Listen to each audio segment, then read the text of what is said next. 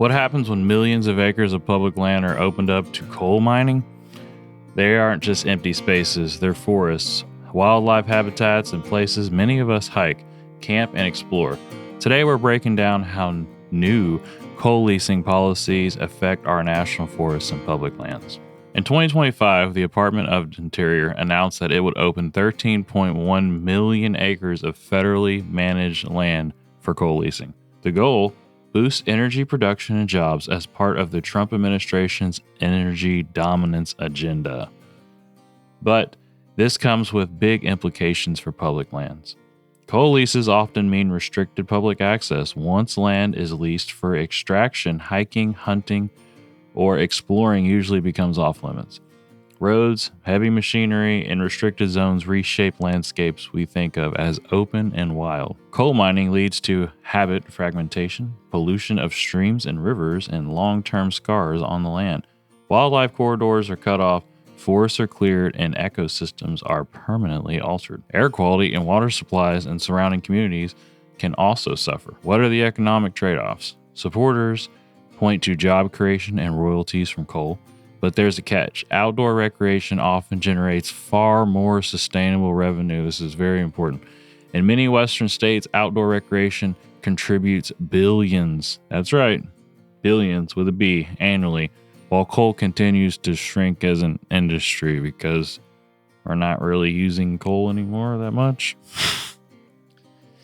Policy priorities. Moves like this represent a shift in priorities. From multi-use lands everyone can benefit to extraction first lands, industry first. It means less land available for conservation, new wilderness designations, or recreational growth. Historically, public lands have been where America balances conservation and use. And the policy tips the scale heavily towards short-term energy. This is something I had to learn the hard way too. I didn't realize that there was a lot of revenue and a huge industry over recreational parks. They're saying that every year the national parks generate billions of dollars in revenue. And you need to really look at the fact that 331 million people visit these parks every year. Just think about that for a second. They are basically saying that for one of every American, because there's about 330 million Americans in this country, one person visits a national park. That's a lot of revenue. And that's why people are complaining that the parks are not maintained well, because it takes a lot of staff to do that. And when you're down 24% and you're having scientists clean bathrooms, that's not really going to be the case. So trying to lease out land for America's dominance and energy is not the right way to go about it, because this revenue stream that we're getting from the national parks, the national forests, with people visiting, camping, enjoying time with their families, that's far more sustainable. And we can continue to do that just by having people maintain these places. Cutting down all the trees, logging everything, or, releasing more land out to companies so that they can harvest coal production is a terrible idea.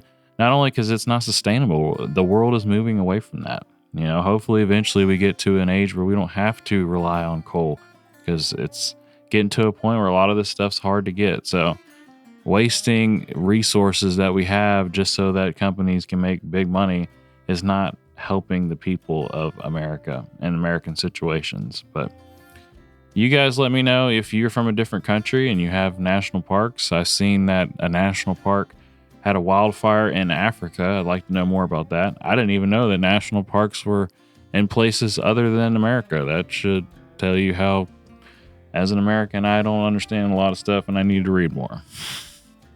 The public lands belong to all of us, not just for today, but for the future generations. When millions of acres are leased out for coal, we lose more than access. We lose the chance to preserve history, wildlife, and wilderness. What do you think? Should public lands be for everyone, or for energy companies first? Hit subscribe for more outdoor news, historical adventures, and product reviews, and help us keep the conversation about our national forests and parks alive.